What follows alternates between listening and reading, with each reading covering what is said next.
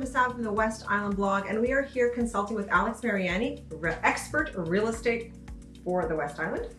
I want to talk condos today. We're talking condos today. Condos today. I find there's a lot of condos going up, a lot of townhouses going up. What's the deal with the what, and why are there so many? The reason as to why there's so many condos going up, definitely in this city, is because it's much easier to build up than to build out.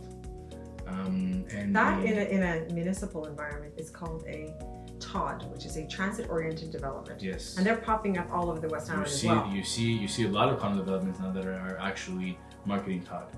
Okay. The transit-oriented development, because they want people to know that they're building in such a way that everything is walking distance. And green. And green. Reduce your carbon footprint. Yes, okay. Absolutely. And it creates more taxes for the city. For sure. For sure, you know, when you're putting up a high-rise of 500 units or a development of 55 homes versus single-family homes, and the thing is that also it's more affordable to go the condo route for a lot of people as well than to actually purchase a property. Okay. We downsized and went to a transit-oriented development, yeah. Terra, yeah. in San Annabelle. Beautiful yeah. development. We chose it because it's up, not out. We don't have the backyard to do. We don't have all the extra stuff. And Montreal is very much a global city, and so there's a lot of people from around the world that have their eyes on Montreal because it's very affordable, and a lot of people are just used to living in apartments. So the condos just make sense for them as well. It's their way of life. It's their way of life. Okay, yeah. I see that. Okay, now when I'm measuring a floor plan, there's a net and a gross measurement. Well, so I'm looking at a plan at a condo. I've walked into the open house. Yes, so another part of this segment is just to how to properly, what to look out for when you're buying a condo, because not a lot of people are aware of how it works. Developers sometimes don't always work with real estate brokers, so you can't get that help from the real estate broker, and they have the in-sales. You know, the in-sales is there to sell and don't necessarily always explain to the client exactly what the difference is. Now, the difference between a net square footage and a gross square footage, it is simple. Contractors will take the size of a unit from the inside of the walls. Okay. Before the gyps is basically put up. Okay. So they'll take this, and that's what you call the actual gross. That's the gross. Okay. Right. That's the gross, meaning from the interior of the wall to the interior of the wall. The net is once the actual condo is fully built with all the walls put up, your closets put in, your moldings put in, the gyps is put in. It's inevitable that you're going to lose square footage. A few inches here, a few inches there, but it adds up when you have 1,000 square feet. Okay. So a lot of people on the floor plan, it'll show you 1,000 square feet. On their certificate of location, it'll show you 920. Okay. And so a lot of people are thinking that they're buying 1,000, and when in retrospect, it only fits 920. I see. Okay, right? so that's something to know when you're going in. It's definitely an important thing, because then they start making, their room measurements are, a bit smaller, and then when you're in the condo and space is limited, inches matter. Yes. Right? So it's important to know the difference between the net and the gross. Okay, can we talk deposits? I'm giving a deposit on a project that's upcoming. There's basically grass and crickets at this point. Yeah. So how do I protect my deposit? What keeps me from losing my deposit if the contractor flees in the night? So most of the time, developers will accredit themselves with some sort of a home warranty or a guarantee plan. Maître Bâtisseur, APCHQ are amongst the companies that actually protect your deposit, and usually it's only up to about $30,000. Okay. So if the developer goes belly up, most of the time the insurance can kick in, but it's up to you to make sure that that developer or that contractor is associated with such a company.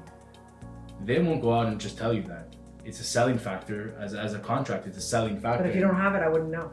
If you don't have it, I wouldn't necessarily know unless you do your proper due diligence and you read the preliminary contract, which the preliminary contract can get quite confusing and difficult to read at times as well, because there's a lot of stipulations and there's a lot of ins and outs, and most of the time it's to protect the developer. Of course. Come on. And legally, after you sign a contract in a brand new development, legally you do have 10 days to retract from that offer.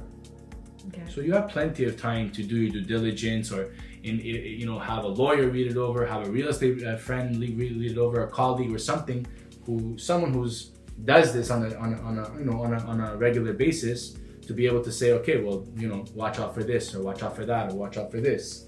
And then, maybe that might sway your decision one way or sway to the next, but at least you know what you're getting yourself into when you're buying the condo. And you can make an intelligent choice if you want to risk your money or not, or whatever your comfort level is. Of course. That's exactly it. Absolutely. Are all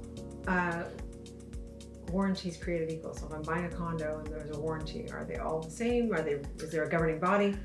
Generally, they are most of the time the same. Like I said, most of the time you'll get a 1 year warranty within the interior of the building, and then if they're associated with an outside company, then you will have up to 5 years on the exterior of the building. So anything like that comes with a common space, the bricks, the foundation, cracks. I mean, it's normal for a building to settle. There might be a crack over here, a crack over there. A lot of contractors and developers in brand new construction will offer you a walkthrough before you buy your condo, which is part, I guess, of the warranty plan. So they'll give you a walkthrough, and there will be deficiencies. If anyone is going out there thinking that they're buying a brand new condo and that there won't be a deficiency or a problem within it, I hate to tell you, but you're wrong. Contractors make mistakes, and when you're building 300-400 units at a time, you don't know who the person or that worker is that day who's doing it, and there can be, people can slip through the cracks. So they offer that as a service, and everybody should do it. You should never waive your walkthrough. Walkthrough applies to all real estate purchases. It doesn't cost you money. See, on a normal purchase, you would do an inspection, which would be your walkthrough, but that costs you, on a single family home, will cost you up to $800. Okay. And they'll show you all the deficiencies. In a brand new development, it's offered to you as part of the program, and any deficiency that they have to correct. Okay. And you just write it down and you move in, or you write it down on a document. Everything is documented. It's all signed. It's the same thing as if you were buying an older home. Everything is witnessed and signed, and you have an X amount of time for the contractor to fix it for you. And if they don't? If they don't, then most of the time you have to kick into the actual warranties themselves and get on the phone and call the companies. But most of the time, the contractors and developers are very good with that. Because they'd end up on West Island Community. Yeah. People would be all over that. They would end up everywhere. So is it safe to say that condo living is problem-free? No. Okay, why? Because there can be issues with condos, and issues that are not necessarily construction related. Now, there can be construction related problems. I mean, it's inevitable. You have a guy above you, you have a guy below you, you have a guy to the left of you, you have a guy to the right of you. If the guy forgets to turn off his bathtub from upstairs, it could leak down. If his sink starts leaking, I mean, it's water only goes down, it doesn't go up. So you're not alone.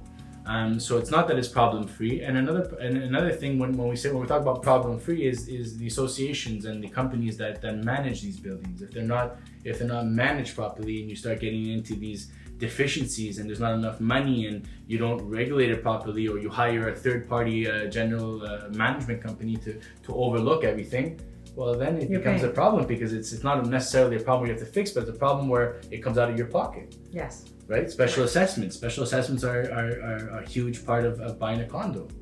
Right? What is a special assessment? Special assessment meaning that it's something that's been forecasted in the future that has to be done. Like the roof.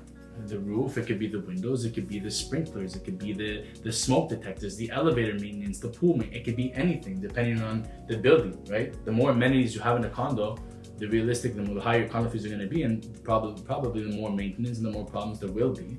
As long as you allocate your condo fees, properly, and everyone is aware of it, then you should avoid these special assessments. Because if you get into a special assessment and you're buying a condo and everything is good, and then the association comes knocking on your door after because there's not enough money in the fund, you're not going to be happy. No, because everyone's got to kick in.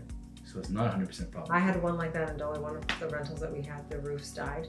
And for, I think, 5 or 6 years, we all had to pay an extra $400 a month. Absolutely, and that's a special assessment. And you have no choice. No, and that carries on. I mean, the vendor is if the special assessment is accepted and brought up to everyone's attention, it's for the vendor to pay that. So even if that special assessment is 3 years down the road, well, at the end of the day, the vendor is responsible to pay for it because they were made aware of it. And the buyer has to buy that condo, free and clear of everything. Right. Okay, how do people get in touch with you? alexandnick.ca is the best way. Facebook, Instagram. You're all over the place. You can find us anywhere and everywhere on the internet. We're very heavily on the social media, and that's about it. All right, check out our new West Island blog open house calendar. So when you need an open house, you can load it as an agent and you can see it as a reader. So check that out, westislandblog.com. That's on our website under real estate calendar. Have a great day, everyone.